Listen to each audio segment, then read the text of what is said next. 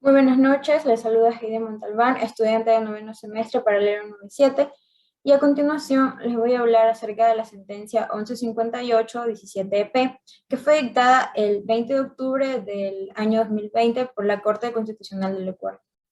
Esa sentencia, la Corte analiza si una sentencia de casación vulneró el derecho al debido proceso en la garantía de la motivación, y para ello realiza un balance sistemático de la jurisprudencia de la Corte Constitucional, ya que ésta se aleja explícitamente del test de motivación, y con base en la jurisprudencia reciente de la Corte se establecen varias pautas para examinar cargos de vulneración de la referida garantía, para lo cual en el siguiente punto se precisarán algunas interrogantes.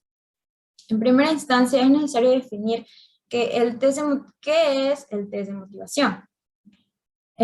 Para esto, de acuerdo con lo que manifiesta el jurista italiano Francesco Carneluti, el concepto de motivación consiste en es una construcción de un razonamiento suficiente para que de los hechos que el juez percibe pueda sacar una última conclusión contenida en la parte dispositiva, es decir, en las leyes.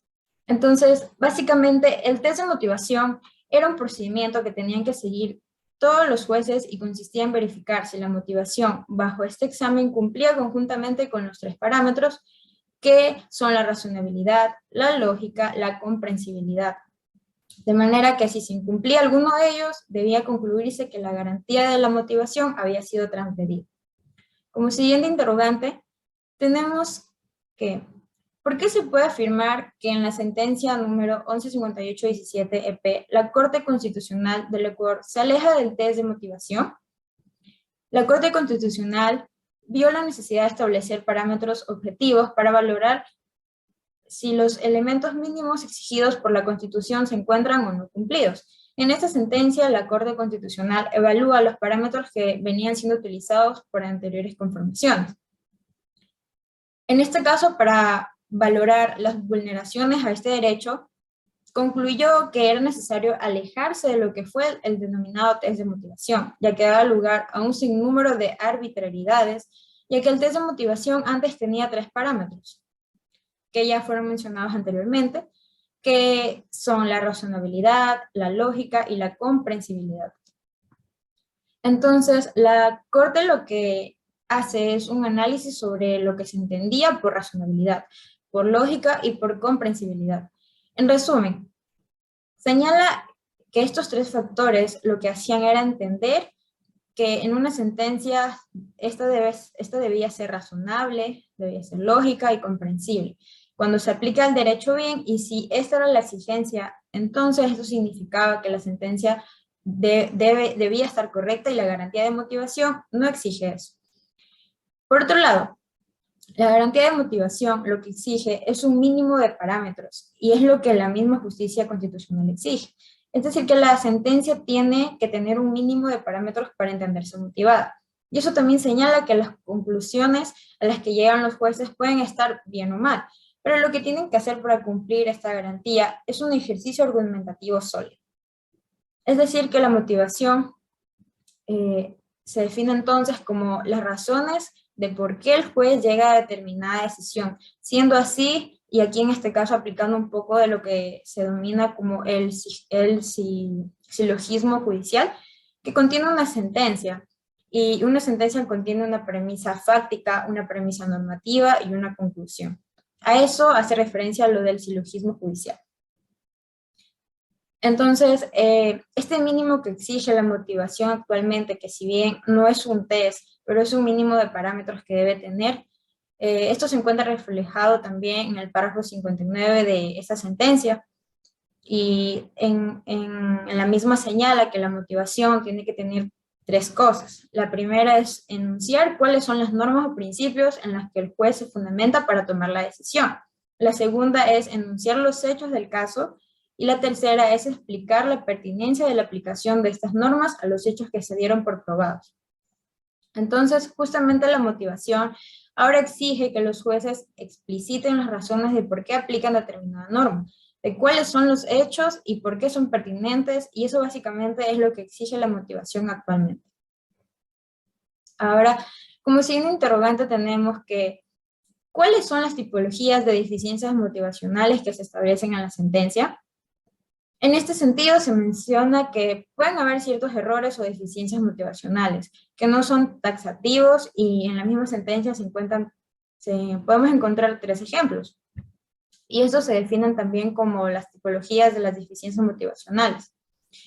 Y se enumeran como la inexistencia, la insuficiencia y la apariencia de motivación.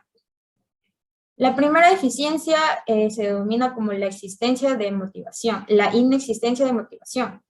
Y para entender esta deficiencia se menciona que si la motivación debe contener una premisa fáctica, normativa y una conclusión, sin una de estas premisas no hay una motivación respecto a los hechos, no hay motivación respecto a la norma y no existe esta premisa, hay una inexistencia de la motivación.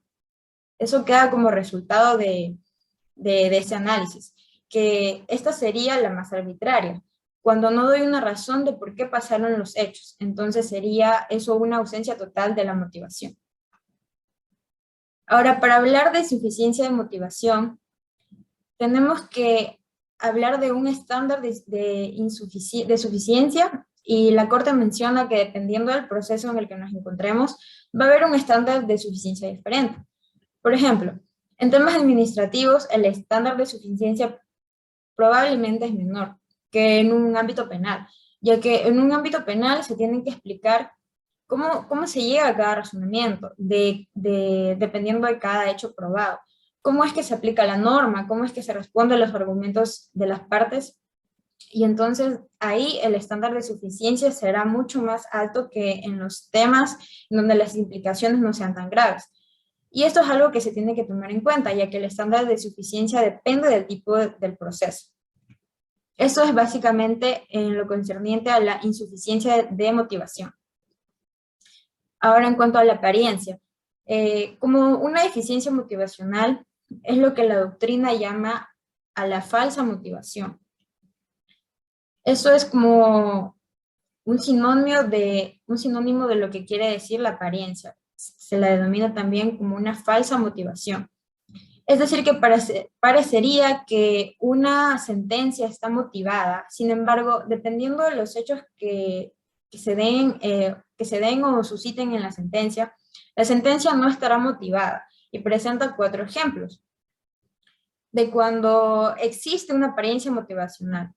En el primer caso se encuentra la incoherencia, el segundo es la inatinencia, el tercero la incongruencia y por último se encuentra la incomprensibilidad. En síntesis, los parámetros impuestos por la Corte Constitucional se podrían denominar como un cambio de paradigma respecto a cómo tienen que motivarse, incluso se puede convertir en un manual para los jueces.